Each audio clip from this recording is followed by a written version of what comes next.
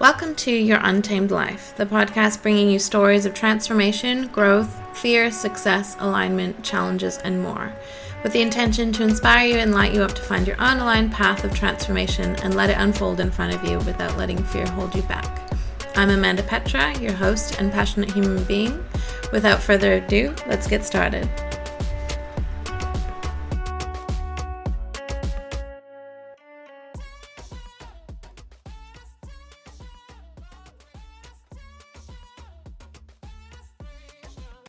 If we were to meet in a bar, how would you open this conversation? I would literally just be like, hello, beautiful soul. Beautiful. I love that. You like matching energy with energy, or at least putting the energy out there to get it reciprocated, which I think is really beautiful. Yeah, it's it. And it's just, that actually felt really good. It was huge. Great. Fucking welcome. Thank you. Started off on that foot, and it's just so nice to have you here. And thank you for inviting me. I was pleasantly surprised when you slid into my DMs and was like, hey, I want to talk to you on my podcast. I was like, cool. Don't know that's what I want to hear when I slide into this. Yeah. Yes, I'm so here. Like, open up my Pandora's box, because once that lid is off, there's no going back. Fuck yes. Okay, amazing. Yeah, I'm like hyped up. I'm ready for it. I want to dig in then. Let's dig into your story. So I don't know where you want to start it, or if you want to talk about where you're at now, your amazing business, because you've just taken it full freaking time, right? Yes. So I actually now have two businesses as of this week. Yeah. So I've just quit my full-time FIFO job, fly in, fly out, up in the Pilbara in Western Australia. So I was full-time doing that for about 8.5 years. And just before Christmas, I bought a house, my very first, very own house. And once that all settled and I got moved in, I was like, I'm going to quit my job. And everyone's like, what the fuck is wrong with you? Are you crazy? And I was like, yes, I am. Like, let's just lean into this. So I'm taking my candle business full time. So I make soy wax luxury candles and home fragrance products that scent your memories and get you lit as fuck. So that's the energy I'm trying to, I guess, instill in those products, is that, you know, I'm not an idiot. You can buy a candle from Kmart. And Kmart, all the power to you, Kmart. I love me some Kmart stuff, but people want, I guess, a connection. And I resonate with people wanting to have a conversation and talk, and finding that connection. And something so simple as a candle can create a beautiful friendship. I've got some amazing people that I've met online or through markets that I still am friends with, still work with to this day, that I would never have met had I have not been making a product that they love so much. So that's kind of where this whole, I guess, little fire started, for want of a better term. Was building something from a need of needing a creative outlet. And now I'm able to take my creative outlet full time. And I've got a little bit of saving there, like, full disclosure, like, I don't have a huge safety net. I don't have a partner to bail me out. I don't have like a husband or anything like that. Like, I'm just jumping off the cliff and seeing what happens, really, at this point. So that's the first business. And my second business, after working in FIFO for 8.5 years, I learnt very quickly that my home personality and my work personality were two very, very different parts of my being. But the person that I was at work was actually who I definitely was. I'd kind of shrunk myself down, kept myself quiet, kind of stifled my own voice for a very long time. I was married when I first started FIFO. I was living on the East Coast in Sydney, and through my FIFO journey, I've found my voice. I've found my independence and my confidence. I'm no longer married anymore. If anyone wants to take me on a date, I'm open to that. Hit me out there. Yeah. Manifesting that man. Put it out to the universe. Why not? But having gone through that journey of really, I guess, self-discovery and awareness of the fact that I didn't feel like I had a voice in my own life. And my marriage had its moments. We were happy, we were not happy, and I wish him all the best in his life. There's no hard feelings there. I'm actually grateful for the shit that went down, because I wouldn't be here right now if it wasn't for all of that. So there's no ill feelings there. It's taken me a very long time to get to that. Mm-hmm. But that journey of self-discovery and finding my voice and realizing that I not only use my voice for my own self, but I find myself standing up for the people that don't feel like they have a voice as well. So and the industry is changing, and it's trying to come up with the times. There's still a lot of work to be done in the FIFO space, in the mining and resources sector. It's still very much a man's world, in my own opinion. And through my own experiences in the last 8.5 years, there's some beautiful, strong women coming through the ranks and stepping into leadership roles. But there's still a big need for more female voices to rally the troops, speak for the ones that are feeling fearful of, repercussions for speaking their mind, for asking questions, for putting their hand up and asking for help. And especially in the last couple of years, now that I've really settled into who I know I am, I've found that I've been an advocate for those people a lot more recently. And that is the premise behind my new personal brand, where I'm developing some kind of program. I'm still not really even sure what it is yet, but being an advocate for those women in FIFO, whether they're working in the mines or they're just about to start a new job working away, which is terrifying. Like you're flying to a place that you've never seen. You can't Google anything because half the time there's no pictures online because the companies that own them don't want you to see what there is because it's a big secret. Or the women that are left at home looking after the kids, or, their boyfriend goes away and you don't know what's going on. I've lived all three of those facets. My ex was working away. I had no idea what it was. And I was like, what is he doing all day for 3 weeks at a time? Like, what is going on up there? So I feel I have enough empathy and sympathy for women that are in all of those situations. And if I can help one person move through some of that fear, and what that fear might be actually masking, then I've succeeded at my mission. That's incredible. It's incredibly deep. Yeah, there's a lot to unpack there. Yeah. Wow. I just love it so much. I'm like a Navy partner, and I mildly empathize with what you're saying. Like, my partner goes away all the time, and I've always thought about going to work I've thought about going to work in the mines now that I've moved here, and everyone seems to work in the mines. As a Canadian, that didn't make any sense to me. And I was like, it must be really, really terrifying though. Like, I can't imagine, because I've heard the amazing things that you guys do. You work on huge equipment. You just like work day in and day out, full nonstop, and you don't get any breaks. And there's no consideration for, your feelings, your needs. And it's just a crazy, crazy thing. I can't imagine just stepping into that and not having anyone prepare you for it. So it's so amazing you're wanting to put that together. I just love it. Yeah. Thank you. Yeah, it's definitely, like, I remember my first day flying to site, and like, I'd gone and picked up my uniforms. I wasn't living in Perth at the time, so I'm like navigating my way around a whole new city that I'd never done that on my own either. I'd always had a friend or my ex-husband there with me whenever we go to Brisbane or we go to Melbourne or wherever we went. I'd never done anything on my own. So to then navigate a whole new city, fly across the country on my own, go and find uniform stores out in the back streets of Welshpool, then not know how to get back, living on my last $100 before I got to site for my paycheck, and then having to pay an $80 taxi. I was like, fuck, how am I going to eat tonight? Still got to pay a hotel bill. Like, that first sort of 72 hours before I actually got to site were like almost debilitatingly scary. And then you're going to site and you've got like, people like me, where do I go? Is there going to be someone that meets me? I don't know how to contact anybody.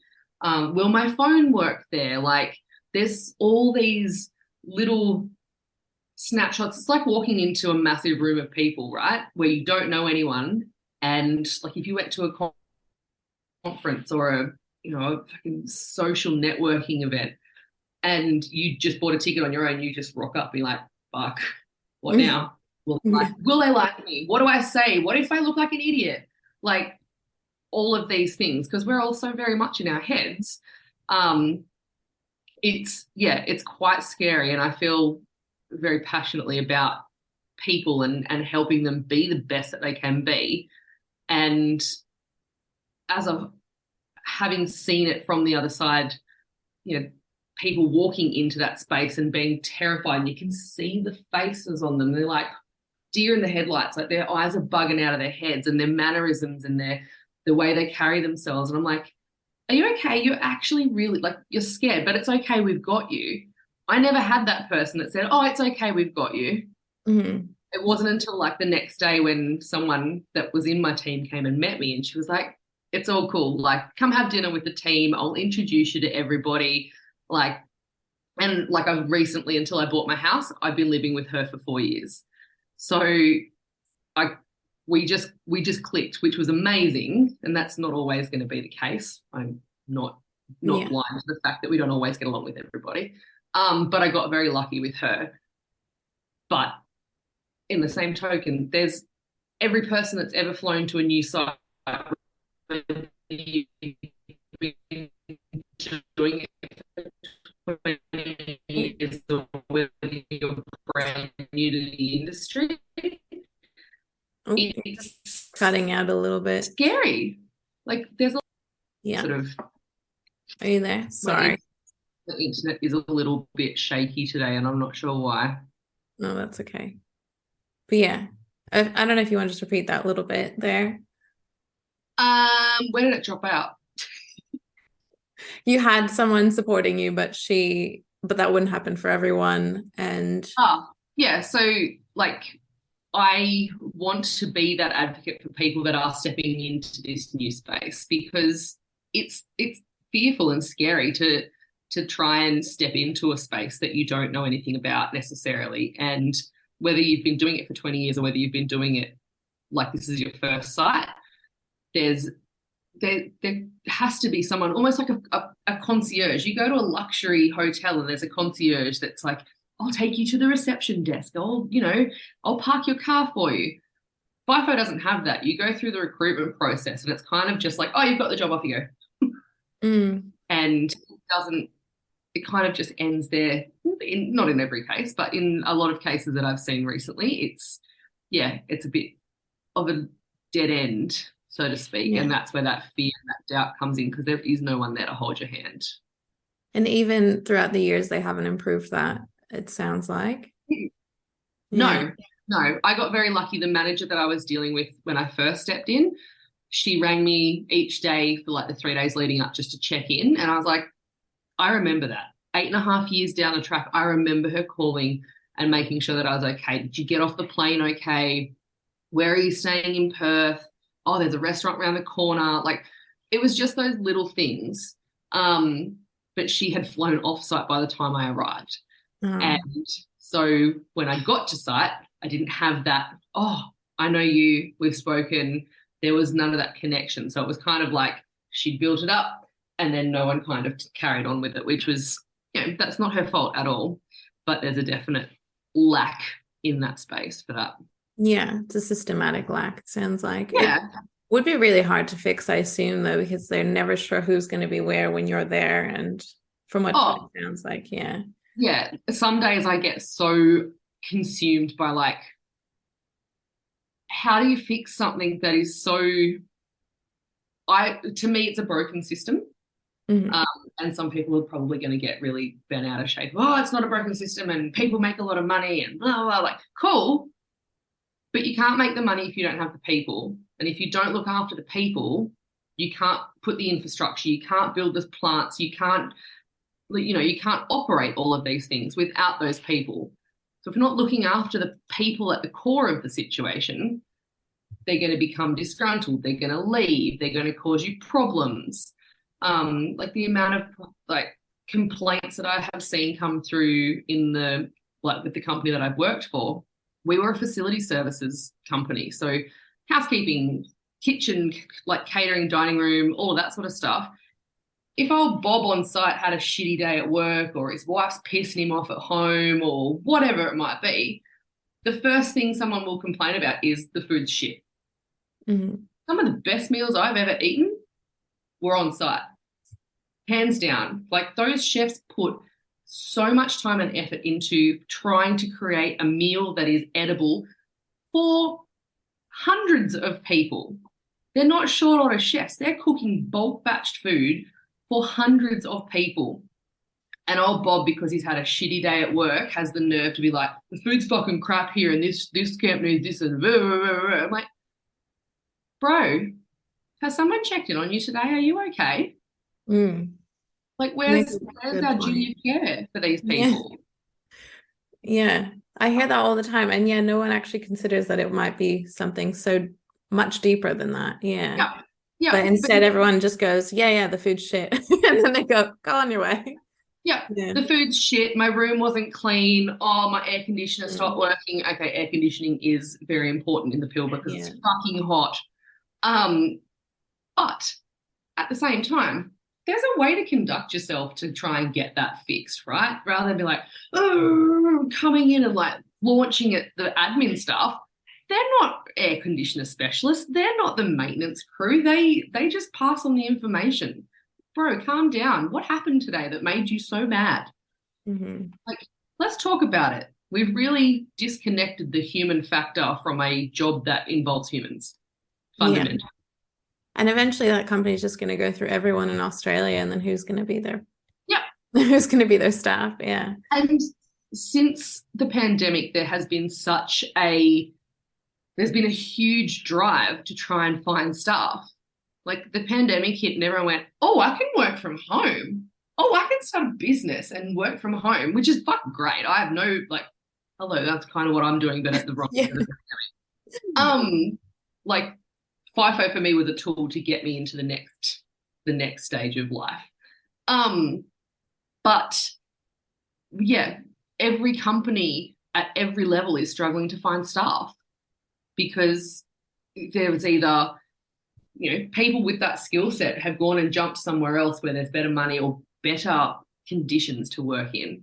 Or on the flip side of that, they've gone, I don't want to work for these people because they treat me like shit. Like we've really discovered in the last couple of years just how much better life is when we're more heartfelt and we lead from our heart rather than from our head. And I think that has been a big driving factor in why a lot of these companies can't get staff. Yeah. The pandemic made us all reflect that we want to be treated better and all of that. Yeah. But it kind of makes me think now maybe they could just hire people online to support these people in their transition to get there. Because that could be cool. So it'd be like, I can voice chat or video chat or whatever, call this one lady, she's in a different state, but she's going to tell me what's there, how to do it. And that would be cool. Yeah. But yeah, they'll never. That's a whole other sub branch of this new business idea is like, and I wrote it down yesterday on my notepad right here. Yeah. FIFO concierge. Yes. Just sit on that, but having someone that can be like, this is what the camp looks like. This is the lady at admin that will, likely be there when you check in, or this is the person you could ask for to give you directions on how to get to the dining room for dinner because you'll fly in around dinner time. Like just here's a map. Like that's it. That's all I need. You can go online and see the map of like the layout of Dreamworld or Disney. But you can't do that for a mining company. I mean, there's probably some kind of legal parameters around what information each company will give you, and that's all something to look at. But you think there'd be like an onboarding that had that in there at least. Yeah. And some companies do. And I mean, I think all companies probably do have an onboarding process. But I've seen it from a site level, and I've got friends that work in corporate in the head office space as well. And the turnover of trying to find these staff is so high and so fast and so like KPI driven, that some of those basic human fundamentals just have disappeared. Because like, oh, we got one through the door, on to the next, another one through the door, on to the next, and it just goes down the list. Which is, I mean, that's what big business is. I get that, but again, you can't have a business if you don't have people. Yeah, of course. Do you think? I'm just curious if you've like dug into it. If you're thinking about being like a separate entity or trying to collaborate with the actual mind to do your concierge thing. So maybe you haven't hashed it out, but I'm curious. It's funny. I've battled with this. So I've got a bunch of different ideas on ways that this situation, this business concept can come about. And initially, I want to work one-to-one or within a community group setting with people that are either new, working in the thick of it and feeling really downtrodden and a bit sort of lost, or the ones that are, for want of a better term, left at home. But there's also another side to that coin where, having worked with a team over the last couple of years, and we went from being a team that was very difficult to manage, very opinionated, very toxic. Like, it was a toxic environment to be in. I was having panic attacks on the floor of the office as their admin. I wasn't even their supervisor at that point. Wow. And it was pretty terrifying. And as I moved up into a supervisory role and we kind of, evolved as a team, by the time I left last week, they were all like, come back. I was like, I haven't even left yet. I'm like, I've noticed a real dip in how managers, because again, we're so driven by these KPIs and you've got to tick all these boxes and everything's on a fucking spreadsheet. Spreadsheets are great, but they're not good for human behaviors. You can't tick a human behavior off on a spreadsheet and be like, oh, I hit my KPIs this week. It's not, like, it just is ridiculous. And I think, again, in a leadership role, we've lost that. It comes back to that human factor. We're so driven by what the client wants and what our desired outcomes are, or our bonuses if you are lucky enough to sit in a position that you get a bonus. But you can't get all of that if those people are not being looked after, if they don't feel heard, if they don't feel validated, if they're feeling, downtrodden and completely sideswiped. There's nothing there. So there's a definite need, I think, for some education in the leadership space for, like, still tick KPIs. I'll still do all the things that the company wants, but how do you learn to be relatable? Like, be approachable, be empathetic. How do you develop a relationship with people on a one-to-one basis without selling your soul to the devil? Because that can be exhausting. You've got a team of 20 people and they're all needy as fuck because they haven't had anyone for so long. That can be detrimental to your own mental health as well. So there's finding those limits and those lines, and then, I guess, working within a parameter of that as well. So, yeah. If you could be that person for them that they could give, like, as like a therapist though, but like be the concierge, be the voice, the ear for their voice, that could help as well. Then the team leader doesn't have to take that on. So that would be 100%. And that's something that I noticed in the development of the team that I had been working with, was that more often than not, they knew the job. They knew what they were doing. And they were damn good at what they did. Like, they were like front and center. They were the first people that people would see on site morning and afternoon. Like, we run a transport service. We're moving people backwards and forwards. But more often than not, all of these team members wanted just someone to hear them and to listen to them and validate what they were saying.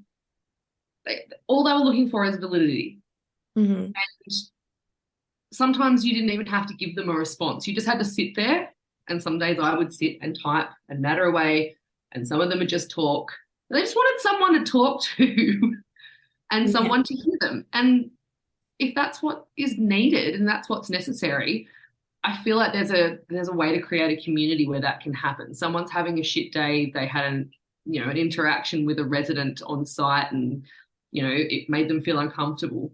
If I can create a soft landing place for that person to step into and mention these things and say, I had this experience, I'm not really sure what to do with it or if it is needed, what can I do? And having, maybe it's not just me, maybe it's that community feeling coming in and saying, oh, I've had a similar experience, this is what I did, and this is, there's a program that you could jump in to do that, or no, that definitely needs reporting because that was pretty shit, pretty shit experience to go through.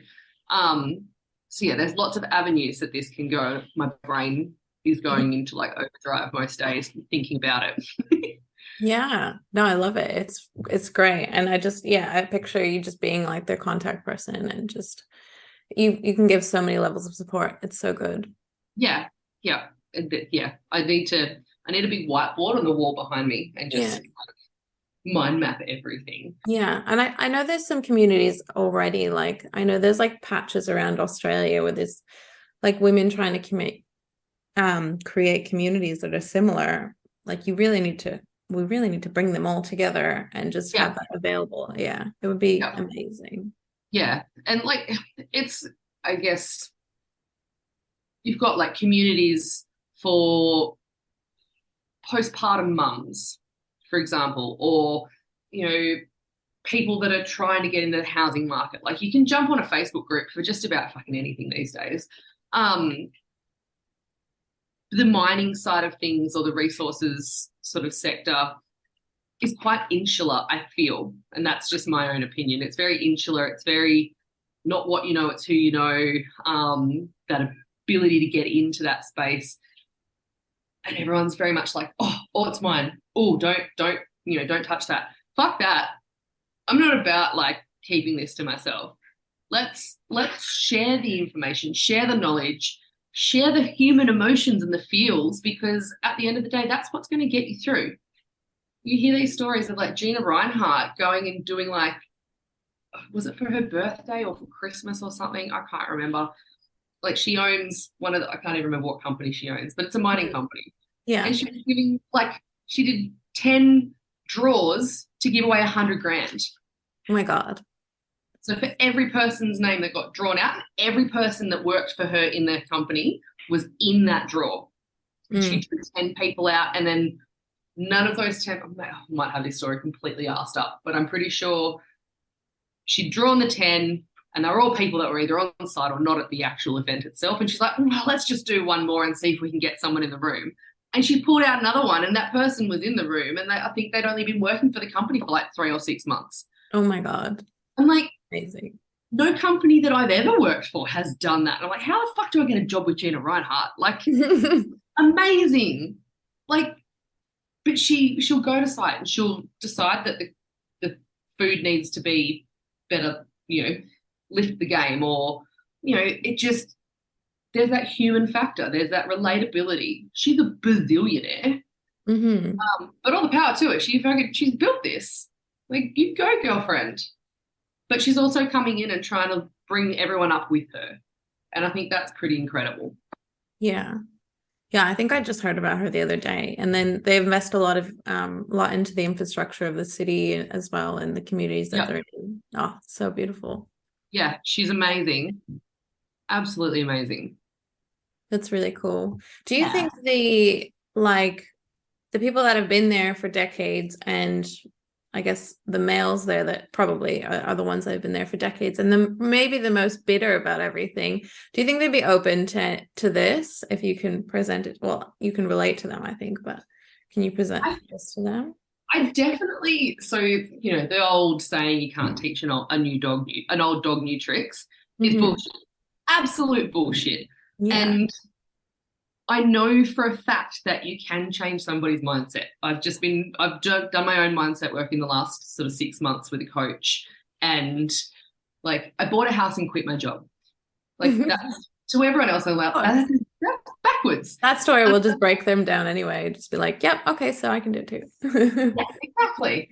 But on the working with my coach and then being able to impart some of that wisdom and that knowledge to the team that I've worked with. So full disclosure, and been working with a team of bus drivers. And the average age would be close to retirement. So this is their last job basically before they, settle down for retirement. For the most part, not all of them. Some of them are still relatively young. And like I said before, it was a very toxic team. And we have spoken about this on many occasions during our pre-start meetings. I was like, do you guys remember just how awful you were?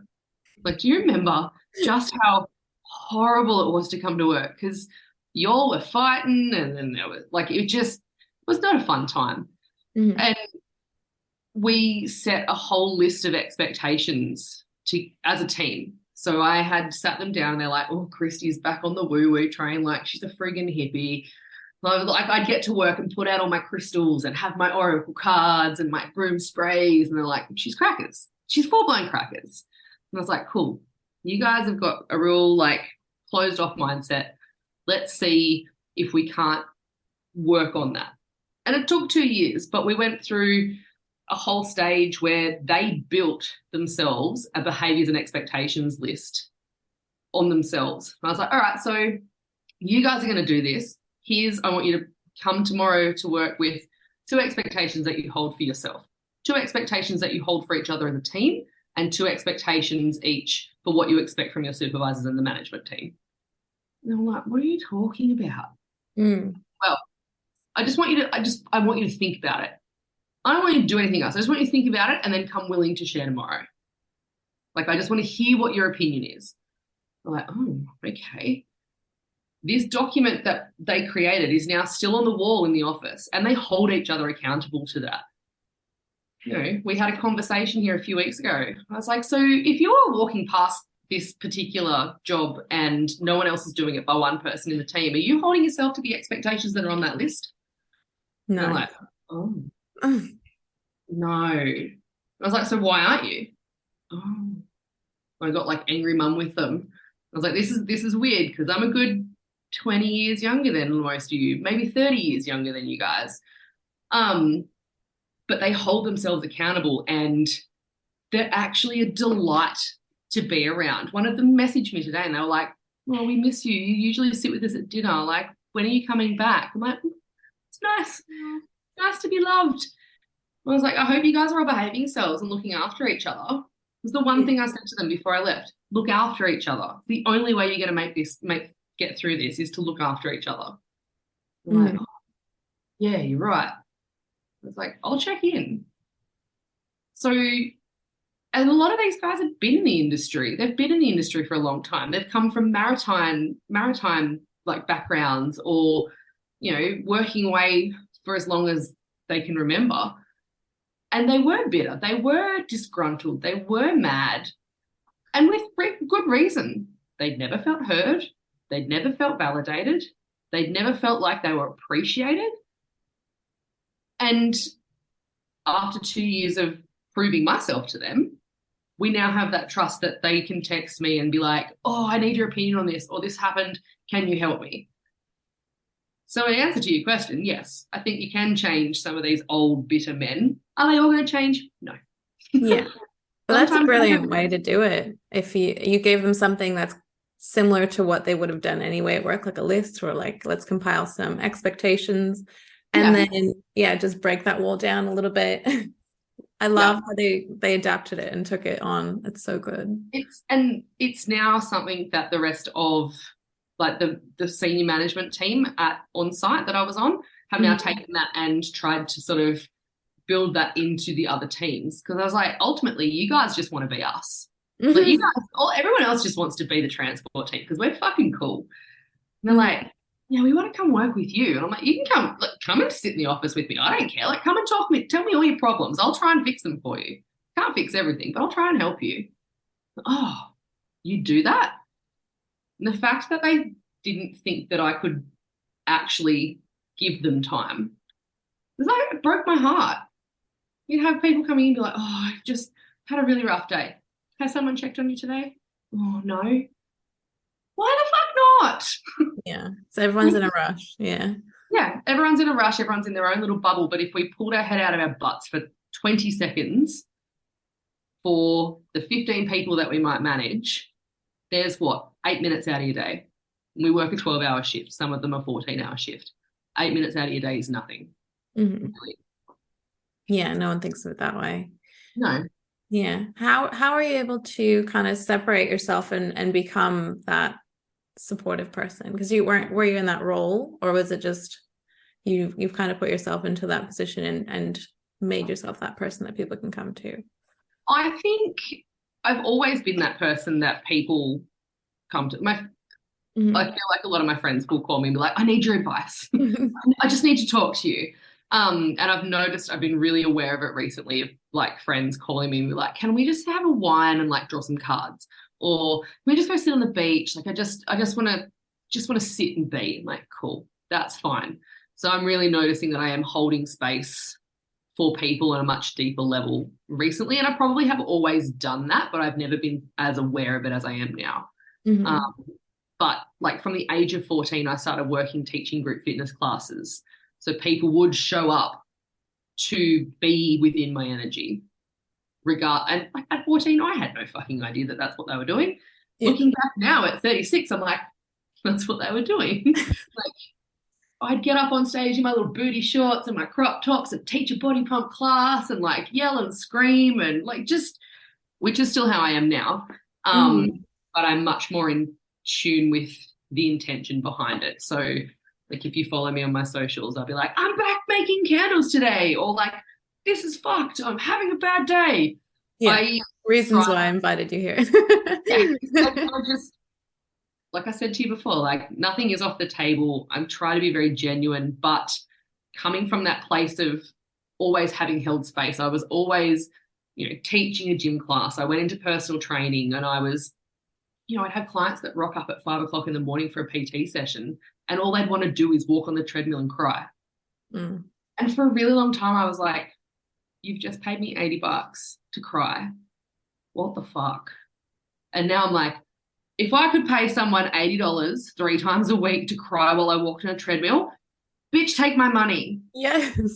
Like so much bang for your buck in that one session. That's cheaper than a therapist. Yeah. So I now have a much deeper understanding of what it was I was actually facilitating, and I didn't even realize that I was doing it. Yeah. So I've always so unique. Most PTs don't have that story. That's really cool. But yeah, how did you go from, like, you were saying you lost your voice at some point, and you seem to have, obviously you found your voice even while being in FIFO still. Where was that transition? I've been reflecting on that a lot lately. So part of the mindset work that I've been doing recently is obviously going back and looking at, like, when did you start to lose your voice as a child? And there's for some people it's a really obvious, like, turning point, at this age this happened, and it may not, like, I don't want to use the word traumatic, but everyone's level of trauma, I suppose, is different depending on what their experience is. Like, I don't want to diminish that by any means. But I feel I grew up in a very adult-centric world. Like, I danced 5 days a week, and then on the weekends I'd go with mum and dad and we'd go to horse shows. Like, mum and dad breed horses, and I would just be around adults pretty much constantly if I wasn't at school. So as part of that, I think I was told a lot just to not talk, like just shush, just go work your horse, don't repeat these conversations because you're not an adult and you don't understand. So when you hear something enough, you just shut it down or you just push it down. So through my teenage years, and it's funny because I'd get on stage, in inverted commas, teaching a class, like teaching a gym class, and I'd be loud and obnoxious and like high energy, high octane, like on the go constantly. But I couldn't voice my own opinion. Like, if you put me in front of a classroom of people, like I had detention a couple of times because I refused to do a public speaking exercise in my English class in high school. Terrified of the judgment, terrified of people being like, oh, well, that was really shit. It was all stories in my own head, but because I'd spent so long pushing my own voice down, when I was given an opportunity to actually speak from the heart, I didn't know how. I was so out of touch with it. And then that sort of flowed on. That eventually is probably one of the key factors as to how my marriage broke down. I went into FIFO. I had been married for quite a long time. Like I was married at 21. We were married for nearly 10 years. So I went into that relationship being very mild-mannered, very quiet. My friends knew I wasn't quiet. They knew I was loud and obnoxious and would, carry on. Usually when there was alcohol involved. So that would lower my inhibitions and I'd be out and proud. Yeah. But that relationship, there was only room for one big personality. And at the time, that wasn't me. Fast forward through to starting FIFO and having some real realizations. Like I'd cry on the plane on the way home because I didn't want to go home. Like, hello, red flag. Couldn't have been waved in my face any harder, any faster.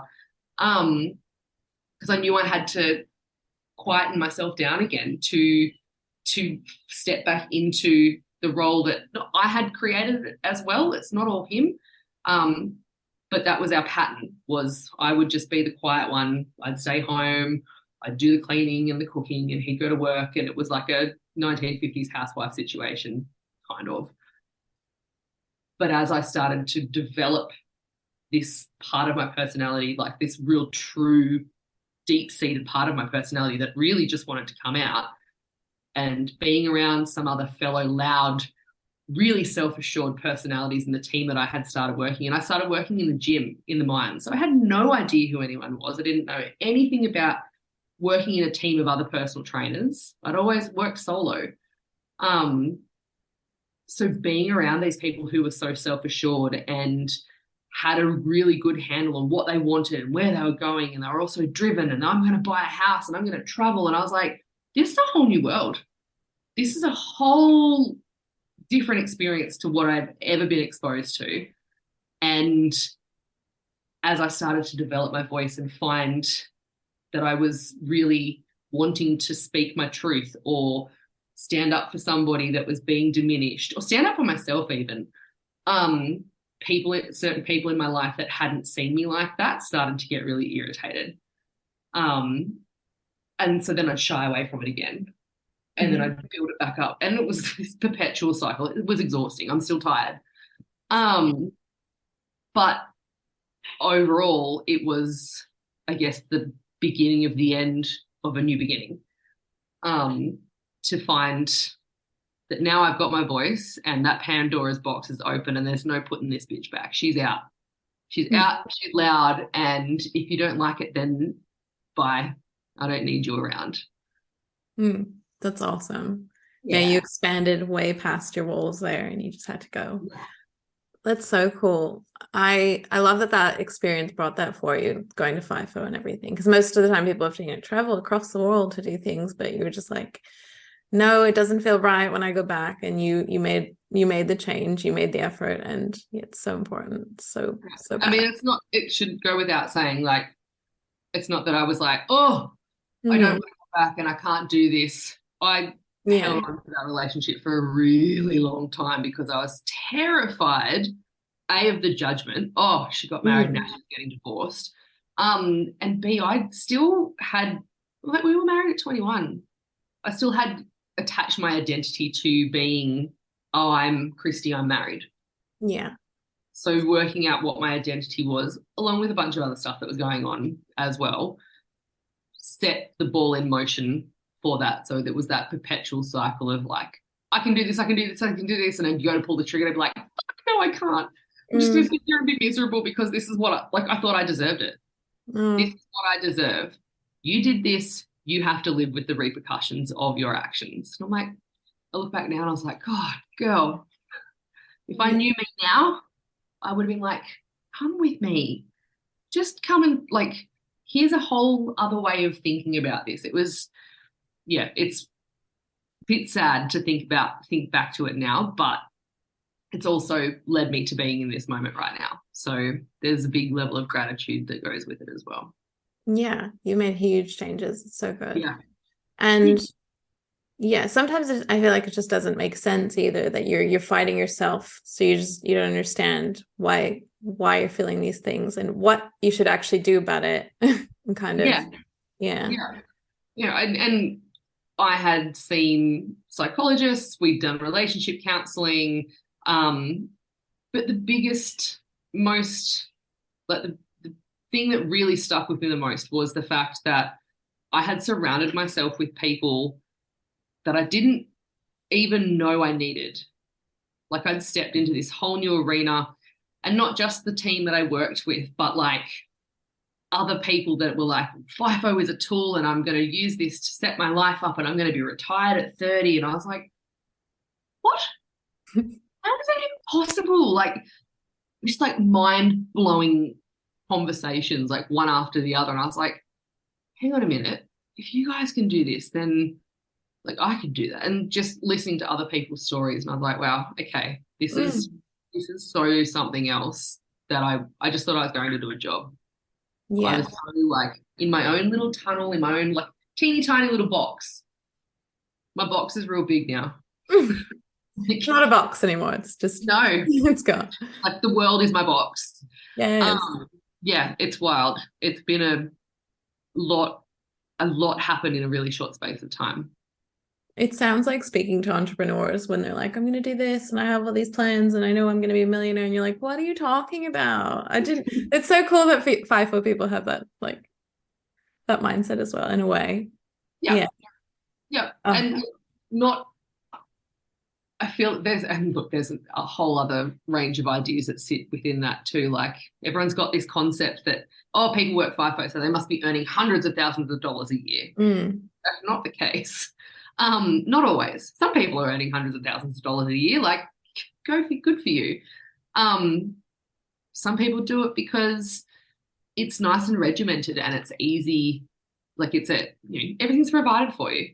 Some people do it because it funds their travel lifestyle when they're not on site. There's probably an element of people that do it because fundamentally they have not got any other skill set. On the flip side, you've got people that are like chemical engineers that have got like masters in engineering and they're making beds. Wow. So like some people, like it's sometimes a bit of a weird space. Like I really think that FIFO this is my conspiracy theory. FIFO is a social experiment and we're all being looked at and we're being watched, but we don't know about it. Yeah. There's just a two-way mirror in every room. Yeah. That's an interesting way to look at it. Convinced. Someone tell me I'm wrong. Like someone's going to be like, she's crazy. But honestly, if you put a camera in every room and filmed a lot of the stuff that goes on, you'd be like, what is going on? Like, was that even an actual conversation? Some of the stuff's really mind-bending. Interesting. It's cool. You can find a chemical engineer making a bed. What made you join? Like, what made you like partake in FIFO? Because it sounds like if you didn't go to FIFO, your world wouldn't have been blown up. And so it's like a fucking massive, massive gift there. Yeah, 100%. So when I was living in Sydney with my ex, was working like 2 or 3 jobs, which was not unusual. From the time I was 14, 15, I've always had at least 2 jobs on the go. So she's got a busy little mind and that's fine. I'm learning how to direct that. But I was working in Sydney. My mum had just been diagnosed with breast cancer and I was having a bit of an existential crisis. I was trying to build up my PT list because I enjoyed the idea of the freedom around working the hours that I wanted, but I had no skills in business or how to market myself, or so I thought. Fast forward a couple of months in and a friend that I had known through my ex, they met on his box party at a music festival. He randomly messaged me and he was like, hey, I think you'd be really good for this job, and sent me like this link to Seek. I'd never applied for a job on Seek. I'd never even really knew what it was. And I was like, oh, and it was like, the qualifications were Bachelor in Education, Physical Education teacher, events management. I was like, what the fuck is events management? I don't know what that means. Base base qualification was a senior first aid, and that was the only qualification on this list of like 8 things that I actually had. And I messaged him back and I was like, I don't know who you think I am, but I'm not that person. Like, I don't have any of those qualifications. And he's like, you've already got this job, basically. You just have to go through the tick box. Went back to that tick box thing again. And I was like, I'm still so confused. What do you mean? And he's like, I run the program. You would be getting a job, working in a gym, teaching classes, being surrounded by other people that are in like the same age group as you, and you're already running events. You're already trying to manage, like, market gym classes and outdoor training sessions and fundraising events and stuff. He's like, you're already doing all of the things on that list. You just don't have a formal qualification. And I was like, oh, okay. I was like, oh, I'll give it a go. Whatever. We'll see what happens.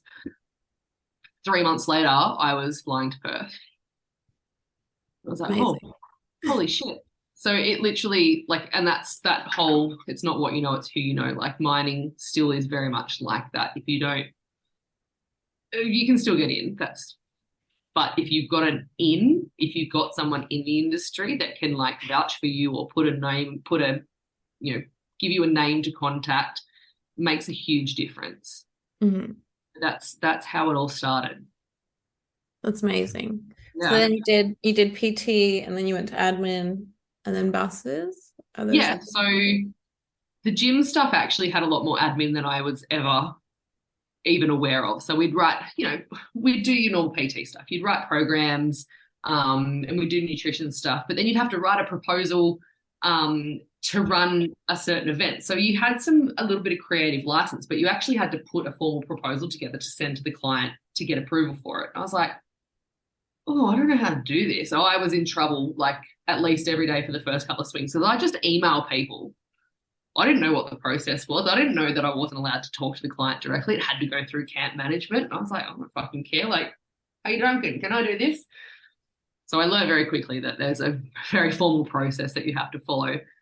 But that led me into sort of events management whilst still teaching and being in that fitness space. And then stepping into a leadership role. So I went from being one of the team to sort of, I guess, leading the team in a sense, which is very tricky. If you're very, very good friends with a lot of the people that you work with and then you become their supervisor, it's very tricky. But also very fun, because I'd be like, all right, guys, work time. This is what we're going to do. And then, okay, no more work time. Let's go have fun. Yeah. Like, this is shit, but we're going to do it anyway. I'm going to tell you to do it. And that's what's happening. Like, so today we have to like scrub the walls in the gym. I know it's a really shit job, but let's just get it in and get it done. And then we can fuck off and do whatever we want. They're like, okay. So yeah, went from that leadership role I'd stepped back from a supervisory role into an admin position with the intention that I was going to work up into site management. I decided that the amount of work that I was doing, the amount of heart and soul that I was putting into running around like a headless chook could be funneled into something much more productive. So I was like, cool, I'll work the career path. I'd never been a career girl. I always just wanted to be a rogue operator and do my own thing.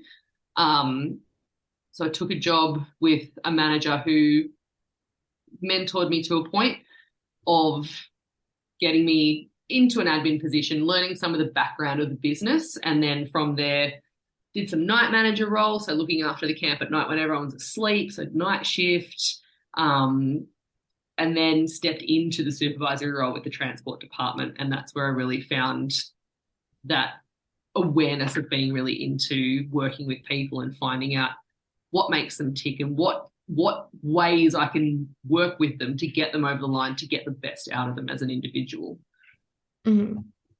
Incredible. Yeah. And you got some incredible results. Yes. I love it. So then where do the candles fit in to the story? Well done on bringing that back around. It feels like such everyone's story is random if you ask them, I suppose. Yeah, of course. I love it though. But it's like someone's like, so why do you make candles? I was like, because I'm good at it. I'd started making candles after I started working away. So I was at home for 2 weeks at a time. So I was working a 2 and 2 roster, which is like the dream roster. If you're looking for an even time roster, 2 and 2 or 3 and 3 is like, mwah, amazing. But I'd be home basically alone for 2 weeks because everyone else in Sydney was at work. No one in Sydney worked FIFO. They're like, what the fuck do you do all day? Like, what do you do for work? I don't understand. Like, it was a very disjointed kind of life. I'd go to the beach, I'd hang out with my dog, stare at the wall, I'd watch a lot of Kardashians, and then I was like, what are you doing with your life, mate? And I'd always been crafty, creative, and I'd lost that sense of creativity, I think, for a long time, especially since leaving school. So, and I was spending a lot of money buying candles. I was like, I'm gonna buy a kit off eBay and see what happens. Bought a kit, fell in love with the process. The methodical way of having to do things really appeals to me. It's now become kind of like a meditation for me. But it was driven out of a sense of needing a creative outlet. So I wasn't so in my head and I had something to do with my hands. I can't be on the computer. I can't be doom scrolling if I'm making something with my hands. And it kind of just rolled on from there. I started selling at markets around Sydney, and I'd been to some of the oldest markets in the country, like selling my products. And even looking back, I was like, oh, they weren't all that great back then, but people were still buying them. Like, why? And the only thing I can come back to was they'd come to the market store and come and have a chat. Mm-hmm. Like, some people would follow me to different markets around Sydney so that they could just come and have a chat or buy me a coffee. And I was like, oh, people actually just want to talk. Okay. But the candle was that connection. That was that driving force to bring that community in and bring those people together. When the pandemic hit, though, when I moved to Perth after my marriage broke up, the candles went by the wayside for a little while. I was living with my friend. It just wasn't a thing. I'd spent a lot of time overseas, like traveling between swings and just doing stuff that I should have been doing in my mid-20s that I wasn't because I was married. That's okay. Living life. Living large and having a fat time doing it. And I have zero regrets. But when the pandemic hit and I had a full-time contract, I had a relatively stable job, but nothing is ever really stable. And the pandemic showed us that. Like, everyone is disposable, essentially, especially in a big corporation. Like, anything could happen. You don't know. And that sense of not having any control over my own destiny was like, I felt like someone was choking me. And so I spent about $200 at Officeworks buying like sketch pads and pens and watercolor markers and all sorts of random shit. And I started sort of just drawing and faffing around. And then I was like, oh, I've got some candle making stuff that I brought over from Sydney. Wonder where that is. Went sifting through all the stuff that I had in storage. Made some candles and I was like, oh, that feels so good. Like, I just feel comfortable again. I feel settled. I feel grounded. And I was like, I wonder if I could do this over here. Is there a market for people to buy candles in Perth? Messaged my mate and I was like, do you reckon you'd be okay if I started making candles in the kitchen? She's like, go hard. Like, love your candles. If the house smells good, I'm down. I was like, good, cool. Fast forward 2 years, before I moved out of that house at the beginning of January, I had taken over not only the kitchen, the dining room, the storage room under the stairs, and half of the garage. Oh my God. And she was like, build your empire, babe. It's all good. Like, one day we'll have a private jet and we'll just go to Vegas for the weekend. And I was like, okay. That's the kind of friends you want. Love that. Like, she's an epic, epic human. But having that connection to doing something creative definitely saved my mental health. A whole lot. Yeah, everyone needed something during the pandemic. Sounds like you found something incredible for you. Yeah. And now I can see the tie to your whole cocktails and candles sessions. And I'm like, all I want to do is make a candle now because I need this meditation in my life. And look, cool. The workshops came about. Like, I remember the first conversation, I'd been out with a friend. We'd gone down to Mandurah, we'd gone horse riding for an evening, and we were she's amazing. She is super creative herself, and she was like spitballing ideas. We're throwing different things back, and she's like, oh, you know what? Sometimes when I burn one of your candles, like it just reminds me of a pina colada. And I was like, oh, that's Island Dream candle. And she's like, yeah, it just reminds me of a pina colada, like a tropical coconutty drink. And I was like, She's like, how would it work if we did like a cocktail to match the candle? That was a conversation like almost 2 years ago now, like smack bang in the middle of the pandemic, when it was everything was locked down, no one could go anywhere, do anything. And we like just had this random conversation. Fast forward 2 years, and now I'm running workshops where you get to come and make a candle. You get to make 3 candles. We pair them with a cocktail that you don't have to make. Like I serve it all to you, and people just have a fucking good time. Like everyone's getting a little tiddly. Everyone's talking amongst themselves, making new friends, making new connections. They're not doom scrolling on their phones. They're not like sitting at home on a Friday night being like, oh, I wish I could go and do something. Like life's so shit. Come get lit with me, guys. Like, honestly, come and get fucking lit with me, because I promise you, you will leave with a smile on your face. Without a doubt. Was it your advertising that's Liddy McTitty now? Yes. Fuck yes. Come get Liddy McTitty with me.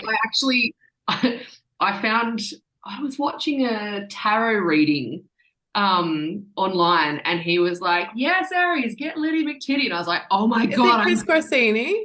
Yes. He's a fucking legend, yeah. So good. So I saw that and I was like, oh my God, I'm stealing that for sure. I love that. Yeah. But like, if you are doom scrolling and you see let's get Liddy McTitty, like I feel like people are like, hey, what is it? What did she say? Caught my attention clearly. Yeah, like, oh yeah, that's what I need. Like it's so easy to get stuck in the day-to-day mundane bullshit. And I am 100% that person. I'm now 100% working from home, and I said to a couple of my friends, please check in on me weekly, because I will just turn into a hermit and never leave the house unless I've got a workshop or a market stall. And they're like, no, you won't. Like, it's so easy to get stuck in that week to week retrenchment of just doing the mundane. Yeah. But even when everyone thinks that's the dream, you're just like, but yeah, you can get stuck inside. I do it too. Like, why haven't I opened the window? Why haven't I gone outside today? Like, yeah. Yesterday, I was like, all right, I'm going to get up. When I woke up, I was like, oh, I'm tired. I'm not going to go for a walk today. I walk every day. Saturday, Sunday, unless I'm severely hungover, which doesn't happen as often these days, thank God. I'm too old for that shit now. But I woke up yesterday, I was like, oh, I'm just going to lay in my bed, like my new big king-size bed. It's so comfy with my nice linen sheets. And then I went and turned on the wax melter, and I faffed around because I was completely out of my routine. I've melted like a litre worth of wax all over the bench and onto the floor. And I was just like, oh God. Yeah, you're saying. Oh, Pisces season. Everyone's spilling shit, melting shit, like we were saying. Yeah. I was like, this is the proof that I needed to remind myself that if I get stuck in the mundane, I can't do the outstanding things. Yeah. I feel like the universe always shows you something small so that you don't end up having like a big crisis. Yes. Yeah. Like yesterday could have turned into, I could have pushed through and been like, no, I'm just going to keep making candles. I'm just going to fucking do this. And they would have all been shit, and I would have had to remelt them anyway. At least that was like, okay, it's small, it's annoying. It took me an hour to clean up because melted wax is a bitch to wipe up. But I went and had a beautiful lunch and wine with a friend. We went to the pet shop to start buying stuff for my new puppy. Like it turned into a really beautiful day. And today is a new day, and I've been so much more productive. Yeah. That's the trick you have to learn as you do it yourself, as you do it all yourself. 100%. Have you had times where like, so making candles has felt so creative and beautiful for you and like meditation, but as you turned it into a business, did it start to become not dreadful, but did it start to, not be the same? I've definitely had moments where I'm like, oh, I've got to make it. Yeah. It has 100% happened. So up until Tuesday, I hadn't actually made a single candle or any of my products since November. Mm. Okay. but physically made product to sell. I hadn't done that since You just November. needed a break. I was at the point of I did burn out. I had a massive burnout. I took myself to Bali for Christmas, and by the time I flew home, I was like, should have been in hospital. I was so sick. And the anxiety then of thinking, oh my God, I need to make product. I need to make the candles. It gave me the ick so much.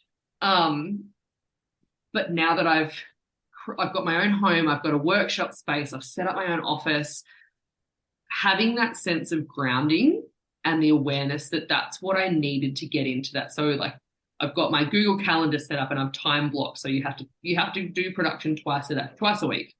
That's where it's at. And you've got a whole day of admin. So I try and time block it specifically. Yesterday was a clear example that it wasn't happening. That's cool. I can move it on to another day. So now that I know that I've got some of that flexibility where I didn't necessarily have that before, I was making stuff in someone else's house in their kitchen. And as much as she said she didn't care and she was all about it, I cared. It's not my space. It's her kitchen. It's her home. Like I'm just renting a room from her. Now that I've got that whole space, I've got that flow state happening again. And I'm actually excited to wake up in the morning and be like, oh, what am I going to make today? What can I do now? Like, what cocktails can I practice making? Which is also fun. If you get a little loony when you're making candles, it's fun. So yeah, working out where the dread came from. And like I'd get anxious being like, oh my God, I've got markets coming up and I've got no products. Which is bullshit. There's always something available. So I'm like working on that lack mentality and trying to flip it and being like, actually, no, you've got stuff there. It's cool. Like, don't stress. We put so much pressure on ourselves. Yeah. Yes, totally. Absolutely. So yeah, it's always a work in progress. And I'm literally like day 4 of working for myself. So this could all be very different if you spoke to me in 6 months' time. I'd be like, I never want to make a candle again. Or maybe that's all I do for 7 days a week, non-stop round the clock. Who knows? Who knows what that looks like? Who knows? It sounds like that you'll find you're finding your alignment, you're finding your flow. And I think if you just keep working with the ebbs and the flows that you can feel, you'll be fine. In 6 months, you'll be like, yeah, I make them every Tuesday and Thursday and it's fucking awesome. Yeah. Like ultimately, and I was listening to another podcast this morning, like usually people get into business for one of two things, time or money. And like I did FIFO. I had an even time roster. I had the time, but I also wanted something that was mine that I had control over. So ultimately it has to make money as well. But you can always make more money, but you can't make more time. Yeah. And so finding something or a strategy and a way to make it work for me where I do have that time freedom ultimately is what I'm going to pick over anything else. Yeah, it's way more important. You can't buy back time. Yeah. Not at all. I've been thinking about that a lot lately too. Yeah. It's a real, like, you can get lost in that. They're like, oh, how can I have more time but still, like, in my head last night I was like, I've got all this extra time now, but I still have to pay my mortgage and I'm getting like, I'm not going on holidays, I'm getting a puppy, and like, what are you thinking? But I'm like, I've got the time to build something that can fund the time freedom that I want. So it's trying to like correlate it all into a easier way to think of it, I guess. Yeah, it totally makes sense to me. Do you have a lot of people around you that understand that you're able to just lean into this uncertainty? It's really funny. So one of the stories that I've always had or always been told growing up was that you should always have a job. You should always, like, if you're going to quit one job, don't quit it before you have something else to go to. You need to have security. You need to do this. You need to, like, all the societal norms. I did the societal norms. I finished school. I got a job. I got married. Fast forward 10 years and I'm living alone, working for myself. Like, unemployed is my new term. I had a lot of people initially be like, oh, what are you going to do for money? It's like, oh, I don't know. It's not for everybody, but it can be if you want it to be. Mm-hmm. And I want this bad enough that I will make it work. Like I want to be able to close my laptop at 2:00 or turn my wax melter off at 2:00 and go to the beach. Yeah. So like for a long time, my parents in particular were like, oh, you know, you have to have a job, always have security, you know, get a second job if you think that that's what you need to do, get a third job even.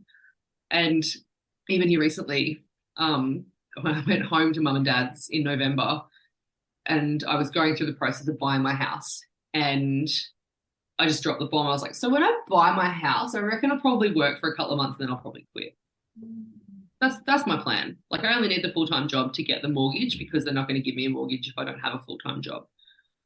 And Dad's sitting there with his beer. And he's like, oh, will that make you happier? I was like, yes, I will be happy. He's like, yeah, that job's been rough for a little while, hasn't it? It's like, yes, it has. Thank you for acknowledging that. Yeah. And like the next time, yeah, and usually they're like, we don't do feelings, we don't talk about that. Like they're farm people, they're horsey people, like, you know, toughness is bred into us. And when they're like, will that make you happy? I was like, fuck, what have you done with my parents? What's going on here? You've rubbed off on them. Yes. Yeah. The only person that really had a freak out was my brother. And why do you think that is? I think he's like, him and his partner have had a baby. Like she turned 1 last month, and he's always been laser focused on, you know, setting himself up for the future, making sure that his family is okay, never having to want for anything, which works for him. That's fine. That's how his brain operates. That's what makes him happy in his heart. He wants to be able to buy a boat that he can tow with his Ford Ranger and go fishing for the day and not have to stress, or take his family out for lunch and just be like, yeah, it was however many hundreds of dollars, like whatever, doesn't matter. And that's a great way to be, but he needs to have the money to do that. And so he's always been very driven in that space, and I think it's amazing.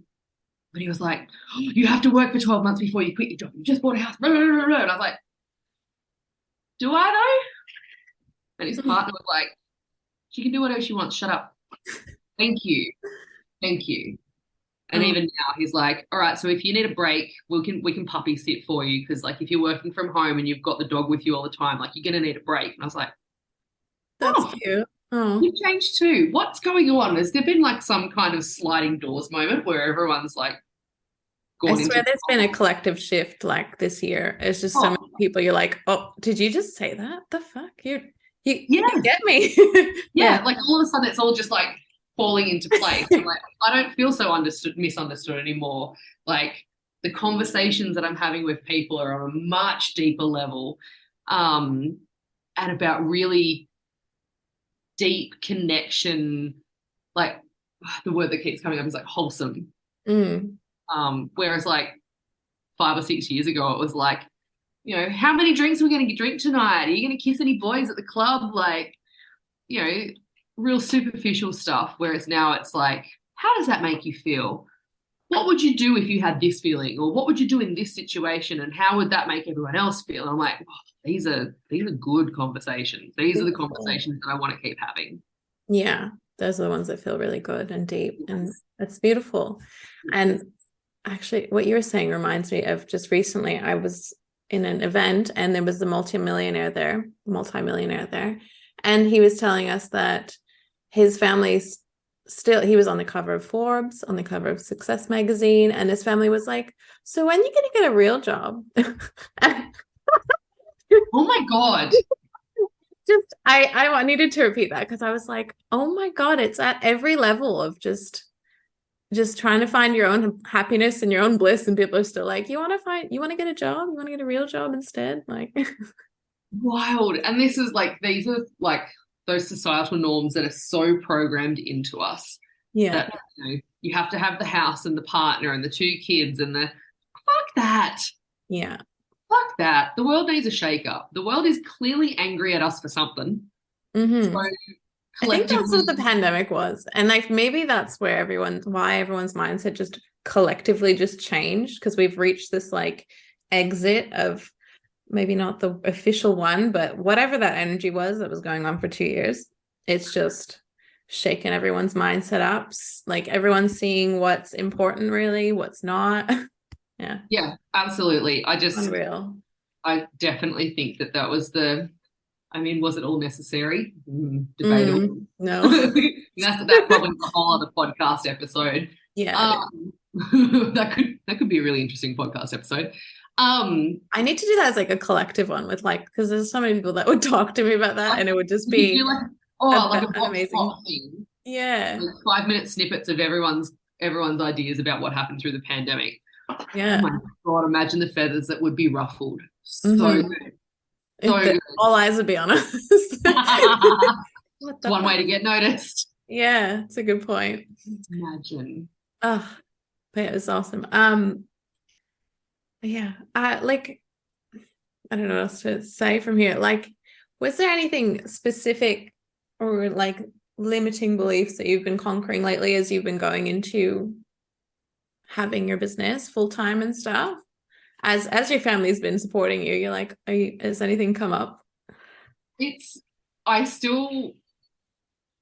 been funny this week watching myself, like really trying to take a moment and stepping back from myself. I am still very much in the mindset,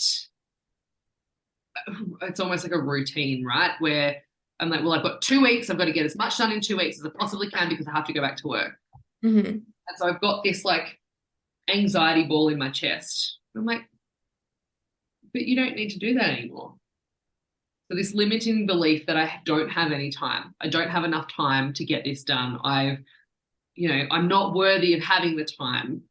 And then that whole cycle of head fuckery, for want of a better term, it just keeps it. If I let it, it'll spiral. And then I won't leave the house. And then I'll drop the wax on the floor. And then I'll turn into a hermit. And then my friends will never see me again. Like, it's so easy to fall back into that. And it's going to take me a little while, I think, to grow through that and understand that I don't have to work and live in that cycle anymore. So that limiting belief that I don't have enough time and you don't have enough product and you don't have enough this and you don't have enough that, and no one's going to want to buy from you. I just quit my job to do this full time. I clearly think on some level that I'm worthy of it. Mm-hmm. Yeah. You do trust yourself. Yeah. Like on a deep intuitive level, I trust myself. But I'm also not too proud to be like, well, you know what? If it goes to shit in 3 months, I'll get another job. Mm. Like if I have to go make coffees again, I can do that. Yeah. I'll go clean toilets at the park for the council. I can do that. I'll go do night fill at Woolies. Like, and because you have that mindset, though, you can't fail. Yeah. Like, and that's the thing. Like, yeah. I don't have a fear of failing. I'm not scared to fail. I've failed a lot of times in my life, and the magic is in the failing. The lessons are in the failing, because if you don't fail, you don't fucking know. Yeah. Like, if everything's peachy keen and you get what you want all the time and you never make a mistake and everything's just fucking rainbows and unicorns, that's fucking boring. I'm sorry, but no. It's a no from me. Like, I want to fail at things. I want to fall off the cliff and be like, oh, splat. Like, that didn't work. Pivot, move on to the next thing. Like, not having a job and failing, while I have said it's not an option to fail, I'm also okay with that happening as well. Like, because I know in my heart that I've got other things that I could do to pivot. Yeah. Yeah. I trust myself.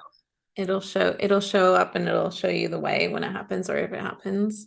Yeah. Yeah. And the time thing, you just got to let your nervous system probably relax and 100%. get out of that weird 2 week on, 2 week off thing. Yeah. A friend I had lunch with yesterday said the exact same thing. She's like, you're still like, it's been a week since you flew off site and you did a 3-week swing while you were there. Like, you are still very much in that space. It's like jet lag. Yeah, 100%. Yeah. It's probably going to take a couple of weeks or maybe even a couple of months to really fall into the whole, like, oh, you don't actually have a job to go to anymore. Like, we don't have to go to work. I could still go and be a casual up there and have no problems, but like, I don't have to. It'd be on my terms if I needed it. And that's a very liberating place to be sitting. Yeah. Yeah, it is. And you could do that, but then you could spend that time building your business, and that could be more worthwhile, more worth your time. Yeah. Yeah.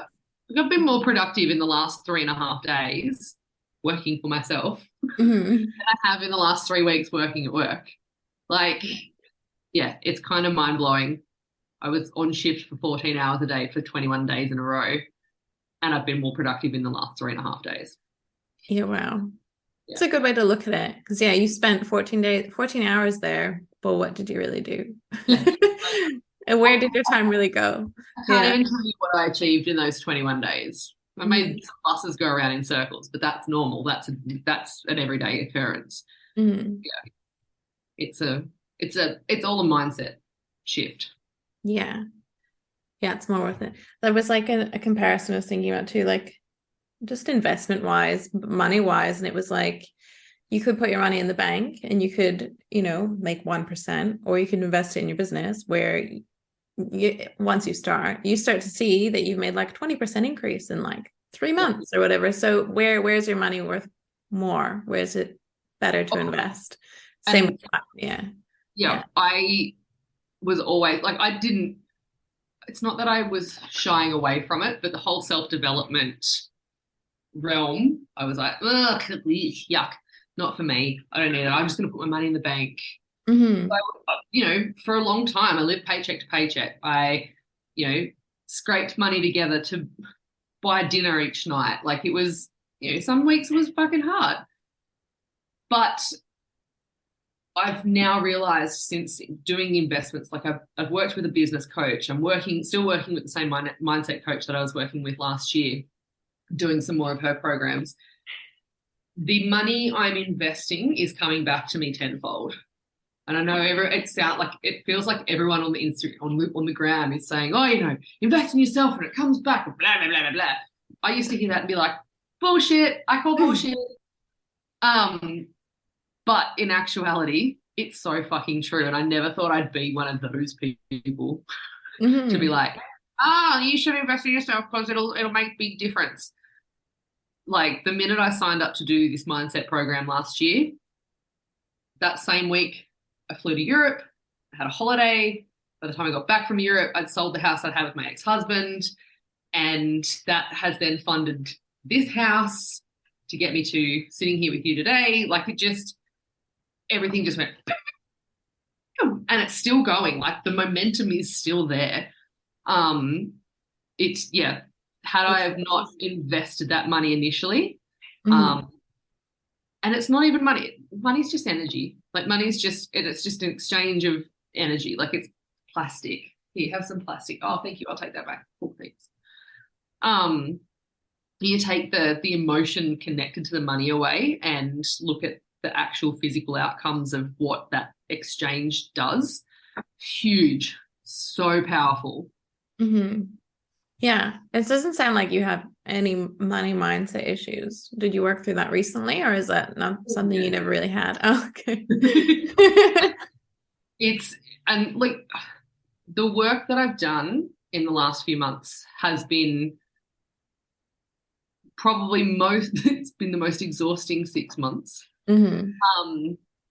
And it's like a freight train, when a train starts to get momentum downhill and then it just gets faster and faster and faster and faster. I feel like I'm like on that trajectory where it just keeps going faster and faster, but I'm not unhappy about it. But some of those money blocks still come up. Like, I've just quit my job and I booked a holiday in September. How are you going to afford that? Like, what do you have? Like, why would you quit your job when you've got to pay for a holiday? Or, you're getting a puppy, and like, how are you going to afford to get her desexed and get all the vaccinations and fly from New South Wales? And how are you going to afford all that? Like, you can't do that. You don't have a job.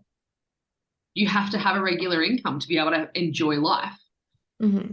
And that narrative will pop up every so often. And I'm like, well, actually, no, I can stop that. I can stop thinking that way and think, well, how do I make that work? What do I have to do I've already paid for the ticket for this festival. I've already got the accommodation. So all I have to do is pay for my flights and my spending money. This holiday is not until September. All right. So how can I make $5,000 between now and then? What do I have to do? Do I start an OnlyFans? Do I sell more candles? Like, do I start a program about being fearless in FIFO? Like, what do I do? What do I have to do? Do I sell some furniture? I don't know, sell my car. I get a loan. There's no right or wrong answer to this. It just is a reframe moment. And I didn't know I had the capacity to reframe not just the money block stuff, but any of these mindset things until recently. Mm-hmm. It's been a big learning curve. My brain hurts a lot of the time. Yeah, I can 100% relate. And it's just constantly, reprogramming, coming back to the actual reality that it's doable, it's fine. Yeah. Is there any tools that you use to do this? You seem to be doing really well at it. I just thought we'd share. Something that I've started doing recently is, and I started doing this at work because I didn't have a lot of time to work on my own stuff while I was at work, even though 14 hours a day is a long time. Mm-hmm. I will set a timer and then I'd mind dump everything. So I'll pick a topic and this notebook's got all sorts of random shit in it, from notes from my drivers from when I was at work to words of intention for this week. The pendulum swings in lots of different directions. But I'll be like, right, you've got 2 minutes. And I'm very much in my head. I'm an overthinker and I love to mull over things a lot. So all right, you've got this women in FIFO concept. You've got 2 minutes to write down every single idea that comes to your head. So I did that. The phone was ringing at work. My radio was ringing. There was people coming into the office. I was like, everybody just go away. Just give me 2 minutes. 2 minutes. The alarm finished and I was still writing. And I was like, okay, just keep going with the flow. Just flow, just get it all out on paper. And then I was like, oh, thank fuck for that. I can breathe again. So I find if I am anxious or feeling like I'm getting stirred up about something, I'll sit and I'll brain dump everything. Because then it's out. It's written down. And then I can go back and be like, oh, that's a great idea. I'll pop that on a list and I'll prioritize it. I love a list. I love to write things down. Google is my best friend because Google will set reminders for me for different things. I've got my house all set up with Google reminders. Same, yeah. Just makes such a difference because otherwise if it stays in your head, it never goes anywhere. Mm-hmm. That's a good point. I'm an overthinker as well. I've never thought of setting a timer for some reason, but yeah, I do the brain dump. That's really genius to save you time and just to give you it's just 2 minutes. I can do it. It's fine. And we're just going to get it out of the way now. Yeah. So in that 2 minutes, I've had so many wild ideas and I'm part of a mastermind at the moment. So I'll brain dump everything and then I'll jump in our WhatsApp group and be like, hey, I know we've been talking about this and, this concept that I'm building and the women in this side, this mastermind are fucking incredible. I'm like, this just came up. The other day I was like, oh, this fearless in FIFO thing, this is the concept I'm running with. It's for women in FIFO, blah, blah, blah. And I was getting a roll on and they're like, yeah, so you could just be like a FIFO coach. And I was like, ooh, coach, ooh, ick. The label coach for me gives me an ick. And I'm like, what is that? So I'm working through brain dumping why it gives me the ick. So then I can work through why and flip that script and turn that into a positive. Do I just change the word? Maybe I'm an advocate and not a coach. Maybe I'm a facilitator and not a coach. It's all the same thing, really. Mm-hmm. It's just the word. Just the word. Yeah. Is it maybe? Yeah.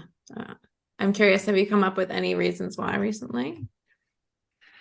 The only thing I can think of, I was called a coach in my very first job on site, Mm-hmm. and I never felt connected to that word. As a So as PT coach? yeah, so as it was like a active coach or activity coach. Mm-hmm. So every company's got their own brand of it, and they kind of call these people that work within that health and wellness space like a health and wellness coach or a lifestyle coach or whatever. And I'm like, I'm just teaching classes. I'm not really coaching anybody. Like I'm training people, which in essence is a coach. But it was that connection to the word that was really like bugging me. And the girls are like, but you've been coaching us in this mastermind and you're not even the facilitator of it. And I'm like, oh, interesting. There's something to unpack there. So it's still, yeah, a work in progress through that, but it'll all fall how it's supposed to. Yeah. You'll embody it when you're meant to, or you'll find the right word for it. Yeah. Exactly. You resonate as a coach. Like you have that feeling about you. Thank you. Yeah. So yeah, maybe we'll find a different word for you then. Yeah. Or maybe I will just take feel the fear and do it anyway and be like, you know what? I'm gonna decide whether I want to be a coach, and if I decide that, then this is how I'm gonna play it out. Yeah. So yeah. It'll come with the timing as well. 100%. Yeah. 100%. It's funny how words land differently when you're in a different headspace once you've cleared out some things. So yeah. Yeah. That's my next job to do, is to work through that. Yeah. What else can we dig into? So I feel like I've given you my entire life story just about.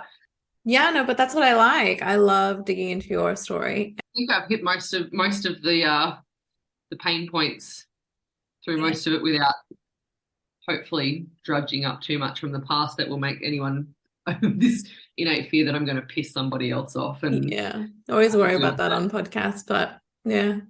So if people never listen to it, they just somehow miss it. The universe misses it, like them with that information. Yeah. Or if they're pissed off about it, then that's a reflection on them and their shit, not mine. That's something else I'm working through at the moment too. I'm like, oh, this FIFO thing, I'm going to ruffle feathers. People are going to be pissed off about it for whatever reason. I couldn't even tell you why they would be pissed off about it, but I'm going to piss someone off. I can guarantee it. Yeah. And I'm already building myself up for that. Because I'm like, if you want to fight me about my own opinions, like fight me. I'm good with that. Like, let's go. Let's put your gloves on and let's go. Yeah. If you're listening, message her. Talk to her. Call her. Yeah. Slide into my DMs. Let's drop some voice notes about why we think that what I'm doing is wrong. I love to be told I'm wrong and then prove you otherwise. Like, bitch, hold my drink. I'm ready to go. Your listener's going to be like, what is she on? I've only had 2 coffees today, guys. 2. Yeah. But yeah, working through that fear of judgment is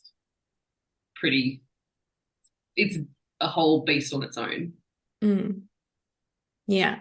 You just got to trust yourself and yeah.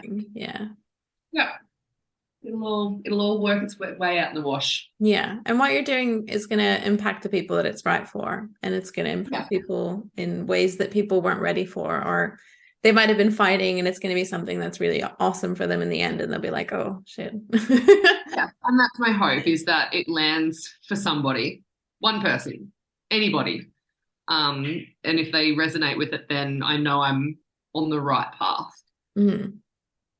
Yeah, I definitely think you're on the right path. And with your candles and everything, you got to just bring that back to like FIFO. Just go to their site and be like, here's candles, everyone. We're going to have cocktails now.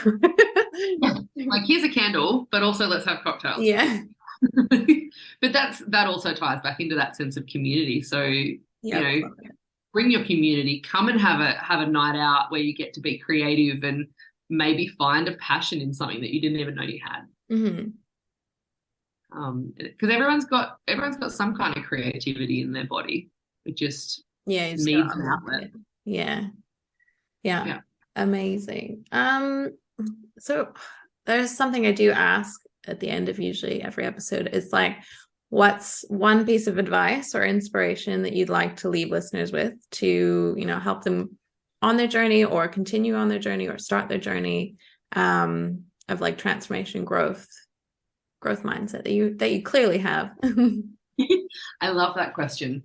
And I always thought this was a really big thing to say, and it's not something that I've coined myself by any means, but the whole concept of feeling the fear and just doing the fucking thing anyway. Like, being fearful, in my opinion, the emotion of fear or the feeling of fear is usually masquerading something else. So you feel scared or fearful because there's something else underlying underneath it. Are you worried what people are going to think of you? Do you worry about judgment? That'll come up as fear. So finding out what it is that's below the fear, and then reverse engineering it so that you can go and do the thing. You know, whether it's skydiving or quitting your job or going for a job that you know will pay you better and respect you for where you're at that moment. Like, feel the fear, do the fucking thing anyway, and find someone that you can get help from. Ask someone for help. Slide into, if you've been following a coach on Instagram or following someone on Instagram that you respect and you resonate with, ask them for help. Ask them what they did. Ask them what they would do in that situation. It might not be the right thing for you, but it might spur you on to get a different idea to then step you into that next realm. Brilliant. I'm a big advocate of feel the fear and do it anyway as well. It's life-changing. And sometimes when you do the thing, then you realize what was in that fear. Like, if you can't find out before doing it, just do it. Yeah. Like, yeah, I 12 months ago would never have bought a house and then quit my job. That whole concept was terrifying to me. And I am so, you'll know instantly if you make a decision and your heart feels weightless, then you know you've made the right decision. You know, if that fear melts away when you've stepped into that space, you know you've made the right decision. Can sometimes take a little time depending on how much fear there is around that.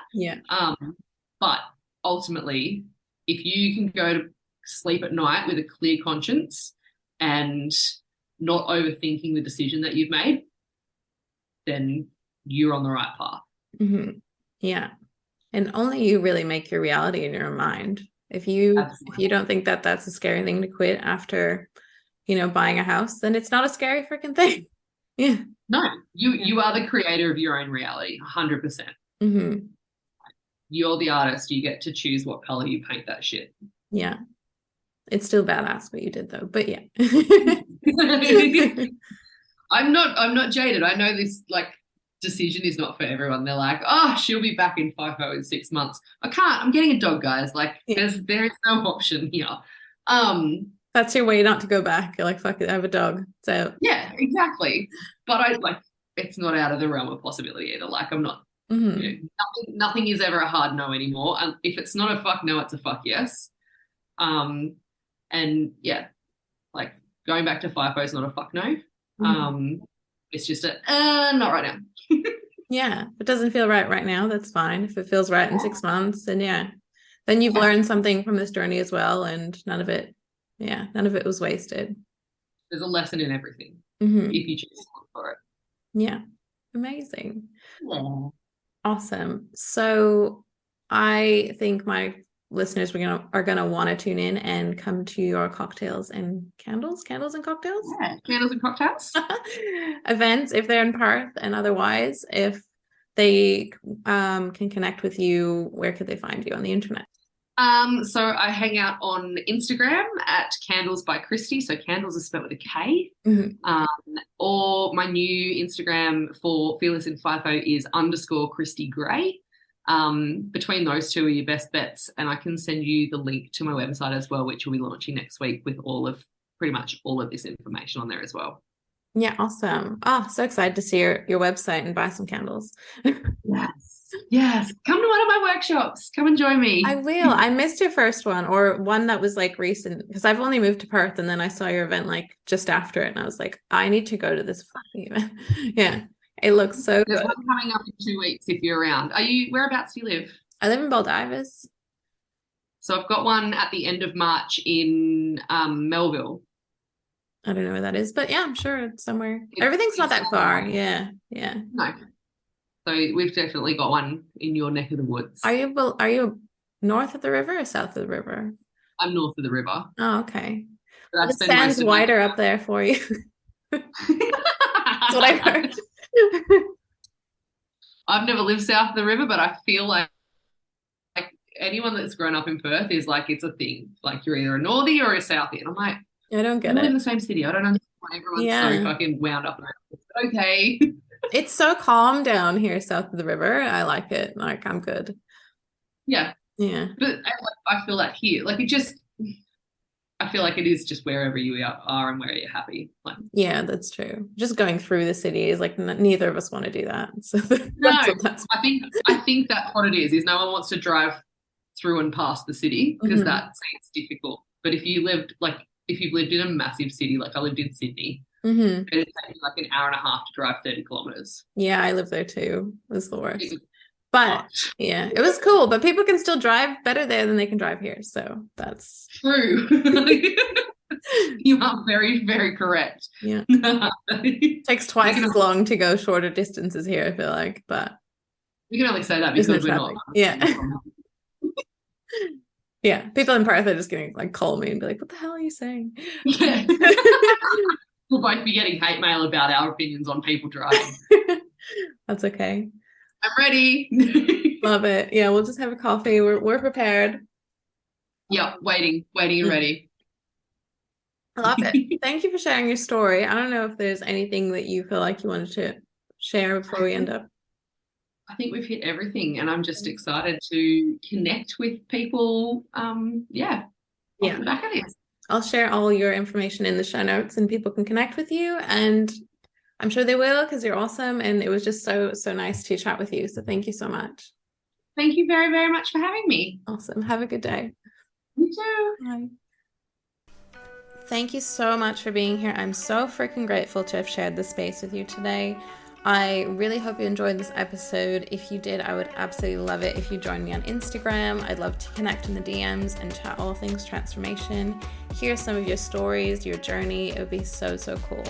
It would also mean the world to me if you did just click the little follow bell on Spotify or head over to Apple Podcasts and leave a quick review. With your help, we can help more people feel the incredible depths of transformation through stories and teachings shared here. And, please remember, you can do anything you hear here too. It is not for just other people to do. You can do it too. Thank you so much, gorgeous soul. See you on the next episode.